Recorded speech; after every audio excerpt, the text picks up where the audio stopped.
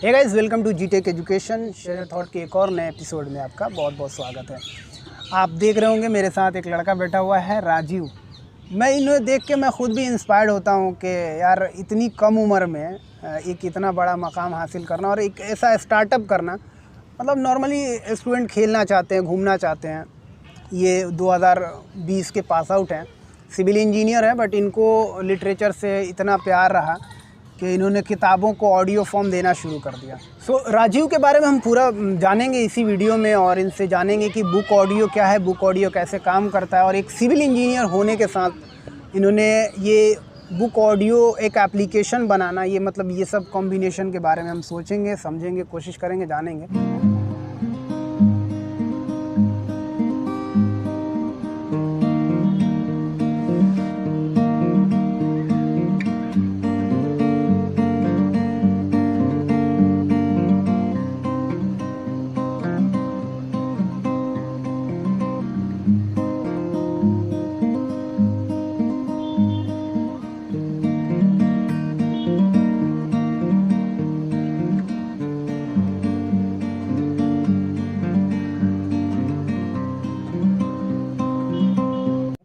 तो सबसे पहले सर आपका स्वागत है, बहुत बहुत स्वागत है आपका। बहुत धन्यवाद।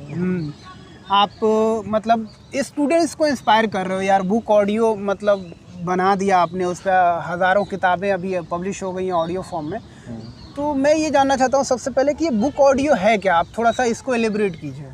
देखिए, बुक ऑडियो एक बेसिकली एंड्रॉयड एप्लीकेशन है किताबों को लेके, जिसमें किताबें ऑडियो फॉर्मेट में अवेलेबल रहती हैं। तो हम लोगों का एक कॉन्सेप्ट जब स्टार्ट किया था तो ये था कि इस पर ऑडियो बुक, ई बुक और पेपर बैग एक साथ ले आया जाए। तो अभी इसमें क्या है कि सिर्फ ऑडियो में उपलब्ध है। आने वाले समय में ई बुक के साथ साथ इसमें पेपर बैग भी अवेलेबल रहेगी और भी बहुत सारे फीचर्स हैं, बट इस टाइम इस पर क्या कहते हैं ऑडियो बुक के लिए। अच्छा राजीव भाई, ये बताइए कि मतलब ऑडियो बुक जब हम आता है तो बहुत सारे एप्लीकेशन ऑलरेडी अवेलेबल है, जैसे कुकू एफएम या वो ऑडिएबल है, पॉकेट एफएम है, बुक ऑडियो, ये आपका स्टोरी टेल वगैरह। तो इस तरह के और भी मल्टीपल एप्लीकेशन अवेलेबल हैं। तो मतलब उससे ये डिफरेंट कैसे है? ये कई सारी चीज़ें हैं आजकल मार्केट में, तो काफ़ी इसका स्कोप हो गया है पॉडकास्टिंग का, लोग पसंद कर रहे हैं, तो बहुत सारे एप्लीकेशंस भी आ रहे हैं। तो इसमें अगर हम डिफ्रेंशिएशन की बात करें, जैसे स्टार्ट में ही मैंने बताया कि बाकियों में क्या है, सिर्फ और सिर्फ ऑडियो बुक अवेलेबल है। अभी क्या होता है, हम लोगों को ऑडियो बुक के लिए अलग प्लेटफॉर्म की नीड होती है, ई बुक और पेपर बैग के लिए हम लोग अलग अलग प्लेटफॉर्म पे जाते हैं। तो इसमें क्या है, हमारा मेन कॉन्सेप्ट यही है कि तीनों को एक साथ ले आया जाए, तो लोगों को थोड़ा यूज करने में ईजी रहेगा। और भी इसमें हम चीज़ों को ला रहे हैं, लाइक क्या कहते हैं एजुकेशनल कंटेंट को लेकर के, जैसे कि कोचिंग इंस्टीट्यूट का है और भी चीज़ें हैं। तो इससे हम इसको थोड़ा सा डिफरेंट बना देंगे। इससे रहेगा कि ये जो हमारा ऑडियो बुक का, बुक ऑडियो का प्लेटफॉर्म है, ये सभी के लिए हो जाएगा। इसमें ऐसा कंटेंट है कि 8 साल के बच्चे से लेकर के एक बुजुर्ग तक के लिए, साथ ही साथ जो प्रतियोगी छात्र हैं उनके लिए, जो स्कूली छात्र हैं, जो कॉलेज के स्टूडेंट्स हैं उनके लिए, सबके लिए कुछ ना कुछ इसमें है और आने वाले टाइम में और भी अच्छा आने वाला है। अच्छा, जैसे आप बात कर रहे हैं और हर तरह की किताबों के लेके आ रहे हैं। अभी बड़ा हम लोग के पूरे हिंदुस्तान में और रिलीजियस बड़ा टॉपिक चल रहा है, मंदिर, मस्जिद, तो हर रिलीजन की अलग अलग किताबें भी होती हैं। हाँ बिल्कुल बिल्कुल। तो क्या आपके प्लेटफॉर्म पे मतलब ऐसी किताबें भी सुनने को मिल पाएंगी? हाँ बिल्कुल। अभी के लिए इसके लिए तो आपको श्रीमद् भगवद गीता ही सुनने को मिल जाएगी। अच्छा। बाकी आने वाले ऑलरेडी मतलब हाँ, वो उसमें उसके सभी 18 अध्याय श्लोक और मर्म सहित बहुत ही सुंदर आवाज में है। आपको एक बार सुन के देखिएगा आप। अभी तो सिर्फ वही उपलब्ध है वहाँ पे, लेकिन आने वाले समय हम लोग श्री रामचरितमानस को और एक कुरान शरीफ को, साथ ही साथ बाइबल, गुरु ग्रंथ साहिब, इन सब चीज़ों पे भी काम कर रहे हैं कि आने वाले समय में इसको भी लाया जाए। तो आप समझिए कि सभी धर्मों के जो एक पवित्र ग्रंथ होते हैं, जिसके बारे में हमें उनके बारे में, उस धर्म के बारे में जानने को मिलता है, या फिर सिर्फ ग्रंथ को ही हटा दे और भी चाहे जैसे वेद वेदांत का है और भी चीज़ें अध्यात्म का है, वो भी आपको यहाँ पे आने वाले समय में मिलेगी। सो गाइज़, आपको जैसे पता है अभी हम राजीव जी से बात कर रहे हैं इसके बारे में। ये प्ले स्टोर पे अवेलेबल है application book audio, BUC audio, book audio करके। किताबों का ऑडियो फॉर्म एक एप्लीकेशन है, यहाँ पर किताबें आप ऑडियो फॉर्म में सुन सकती हैं। राजीव जी, सबसे पहले ये मुझे बताइए कि ये जो बुक ऑडियो का आपने नाम जो सोचा हुआ है, BUC बुक ऑडियो, लेकिन बुक तो BOOK होता है और आपने BUCK ऐसे चेंज कर दिया, इसके पीछे क्या कॉन्सेप्ट है, क्या है? हाँ, दरअसल कुछ विशेष कॉन्सेप्ट नहीं है। जब हम लोग इसको स्टार्ट कर रहे थे तो नाम को भी लेके सोचा गया। पहले इसका नाम किताबें था, पर किताबें कुछ दिन था, लेकिन उसके बाद कुछ लोगों से बात हुई तो उतना अच्छा नहीं लग रहा था कि थोड़ा सा यूनिक रहना चाहिए। लोगों को पहली नज़र में जैसे वो सुनते हैं, कहते नहीं पहली नज़र का प्यार, पहली नज़र में कुछ अच्छा लग गया तो भाग गया, तो उस तरीके से नाम रखें कि अगर हाँ किसी ने सुन लिया तो उसके माइंड में रहे। तब काफ़ी चीज़ें हुई, तब ये भी देखा गया कि ऐसा नाम रखा जाए जो कि ऑडियो बुक और लिसनिंग पॉडकास्टिंग को रिलेट करता हो, इसके साथ साथ इस नाम से और अलग चीज़ें ना हो। तो ऐसे ऐसे बनता गया। काफ़ी सारे कॉम्बिनेशन ट्राई किए गए, मैंने और अभिषेक ने मिलकर बहुत सारे कॉम्बिनेशन ट्राई किए, लेकिन बन नहीं रहा था। फिर धीरे धीरे आया बुक ऑडियो, ऐसे ही बन गया। तो बुक ऑडियो फिर सर्च किया गया तो इस बुक ऑडियो के नाम से कोई भी डोमेन कुछ भी कहीं भी अवेलेबल नहीं, आप गूगल पे कहीं भी सर्च कर लें। तो आखिर में इसे ही फाइनल कर लिया गया। नहीं, वो बुक ऑडियो की बात नहीं कर रहा मैं, वो वर्ड स्पेलिंग की बात कर रहा हूँ। हाँ, उसी का लेके BUCK और BOOK, तो BOOK ऑडियो क्यों नहीं है? BUCK क्योंकि उस नाम से ऑलरेडी एग्जिस्ट कर रहे थे। अच्छा, BOOK उस बुक ऑडियो, वो बुक ऑडियो ऑलरेडी एग्जिस्ट है, BUCK नहीं है, इसीलिए। यार बहुत अच्छा, ये तो सही है। लेकिन हम ऑडियो को बारे में भी जान रहे हैं, बुक ऑडियो के बारे में। मैं आपसे बड़ा इंस्पायर होता हूँ यार। तो पहले आप अपने बारे में बताइए कुछ, कि आपका मतलब बॉर्न एंड बॉटअप वगैरह आप कहाँ से? देखिए, अपने बारे में तो जन्म मेरा मेरे गांव में हुआ था, कुंडा प्रतापगढ़ में है, यूपी में एक जगह है जी। तो वहाँ पे मेरी स्कूली शिक्षा भी वहीं हुई थी। मेरे मम्मी पापा दोनों टीचर हैं। इनफैक्ट मेरे पापा का खुद का स्कूल है, तो मैंने अपनी प्रारंभिक शिक्षा वहीं अपने स्कूल में ही पाई थी। उसके बाद जब मैंने 12वीं पास कर लिया तब मैं आगे की पढ़ाई के लिए कानपुर चला गया, वहाँ से मैंने बीटेक किया था। कानपुर? हाँ, 2020 में मेरा बीटेक पूरा हुआ। उसके बाद लॉकडाउन आ गया, आखिरी का सेमेस्टर लॉकडाउन में ही ऑनलाइन ही बीता। ये तो फिर यहाँ पे मुझे थोड़ा सा ये हुआ, सिविल से आपने इंजीनियरिंग करा और फिर ये बुक ऑडियो बनाना, मतलब ये मतलब एक तरह से ये IT सेक्टर का काम है, तो दोनों का कॉम्बिनेशन थोड़ा सा मुझे। हाँ, देखिए, अपने यहाँ एक बहुत अच्छी बात कही जाती है, आपने भी सुनी होगी। इनफैक्ट आप भी एक इंजीनियर ही हैं। बिल्कुल बिल्कुल। तो क्या है कि लोग इंजीनियरिंग कर लेते हैं, उसके बाद डिसाइड करते हैं कि उसको क्या करना है। और एक दूसरी बात कि अपने यहाँ एक इंजीनियरिंग का स्टूडेंट इंजीनियरिंग के अलावा सब कुछ बन जाता है। तो मेरे साथ भी कुछ ऐसी कहानी रही है। मैंने उस टाइम एडमिशन ले लिया, फिर बाद में मेरा रुझान उस तरफ से हटकर अन्य चीज़ों में होने लगा। मुझे लगता है ना, जैसे आप बोल रहे हैं, तो मैं भी इंजीनियरिंग का स्टूडेंट रहा हूँ। मुझे इंजीनियरिंग में हमें इतना पढ़ना होता है, मतलब एक सेमेस्टर में 10 सब्जेक्ट होते हैं, और फिर मतलब एक साल में आप 20-20 सब्जेक्ट पढ़ रहे हो, तो वो 4 साल में और मल्टीपल सब्जेक्ट्स को पढ़ना, वो आपको मतलब एक तरह अंदर से एकदम वो कुछ निचोड़ देता है। बिल्कुल। तो फिर मुझे लगता है तब इंजीनियरिंग 1-2 साल जब पढ़ने के बाद लड़के क्या करते हैं कि अपने आप को थोड़ा सा फ्रेश फील करने के लिए दूसरे डिफरेंट चीज़ों के तरफ हो जाते हैं, और फिर ये चीज़ें उन्हें उस तरफ आकर्षित करने लगती हैं। भाई थोड़ा शूट चल रहा है, बात कर रहे थे ना, तो वो फिर वो इधर क्या बोलते हैं, थोड़ा परेशान करने लगा है, इसलिए मैं बोला। तो राजीव भाई, आपने बुक ऑडियो बनाया, इस पर मल्टीपल आप किताबें पब्लिश करा रहे हैं ऑडियो फॉर्म में, और आगे भी प्लान है कि आप वहाँ पर पेपर बैग भी ले आएंगे और उसका जो ई-बुक होता है वो भी आएगा।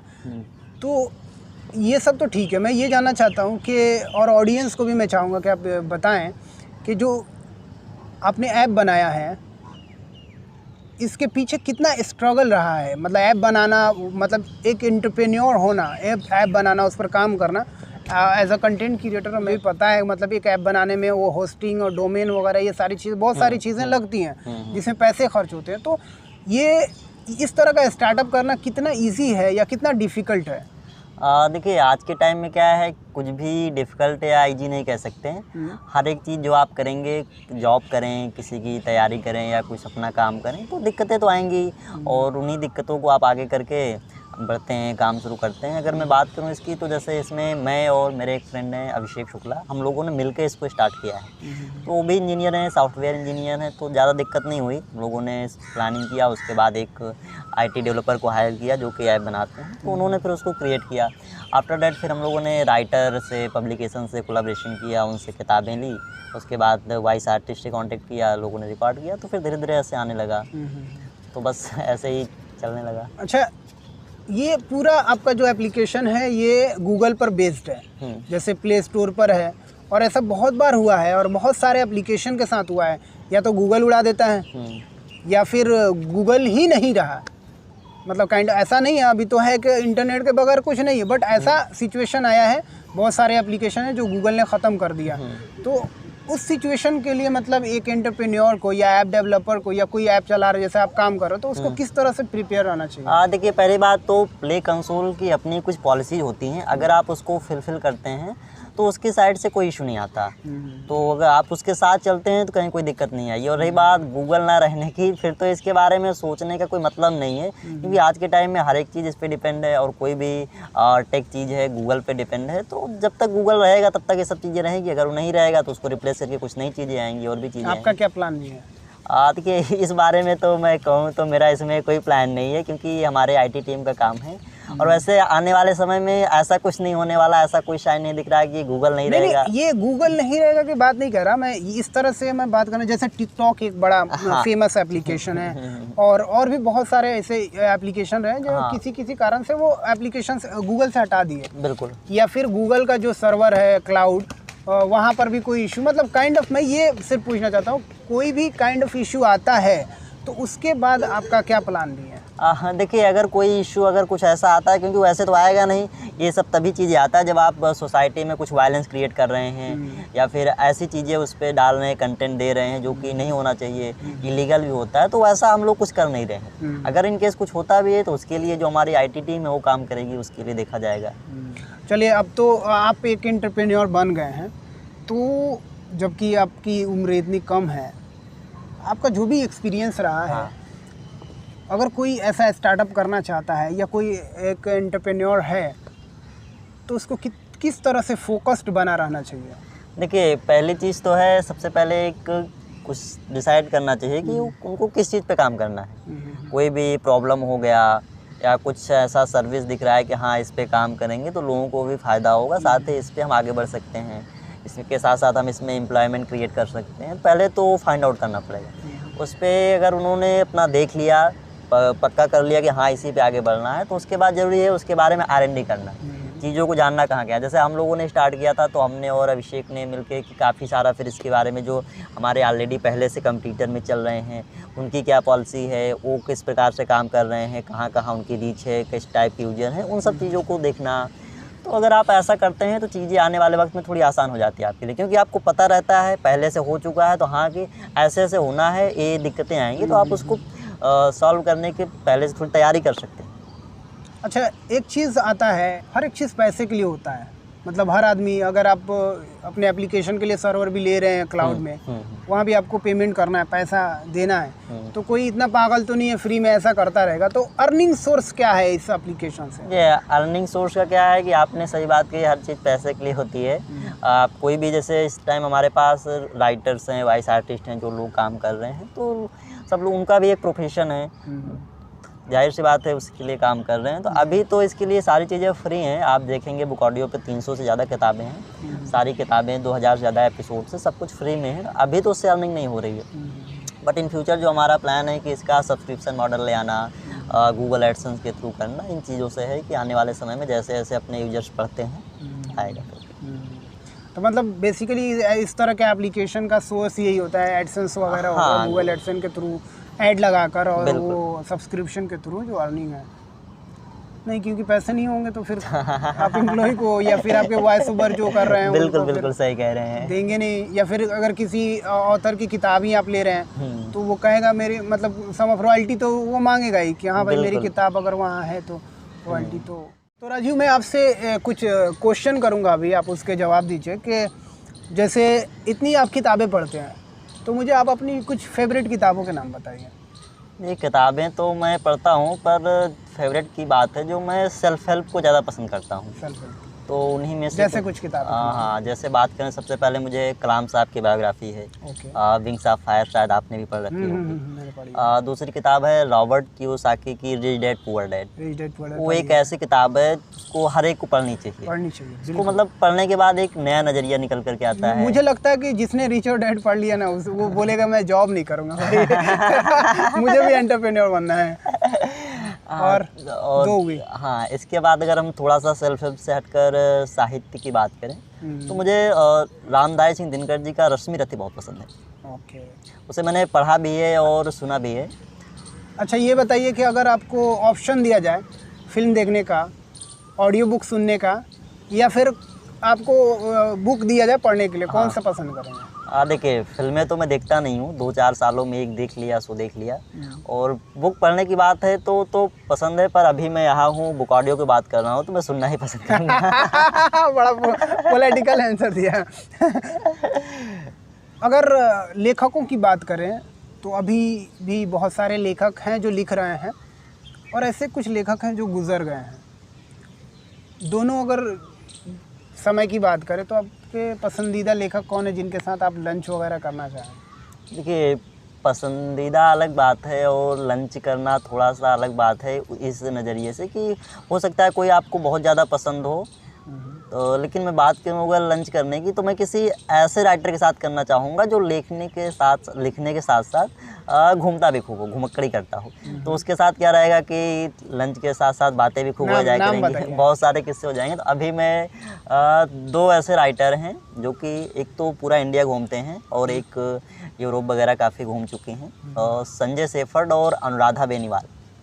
संजय सेफर्ड जी का ब्लॉग्स आते हैं, कई सारे न्यूज़पेपर में अपना लिखते हैं, और अनुराधा बेनीवाल अभी उनकी एक रिसेंटली किताब आई है लोग जो मुझ में रह गए। अच्छा। उसके पहले उनकी एक किताब आई थी आज़ादी मेरा ब्रांड।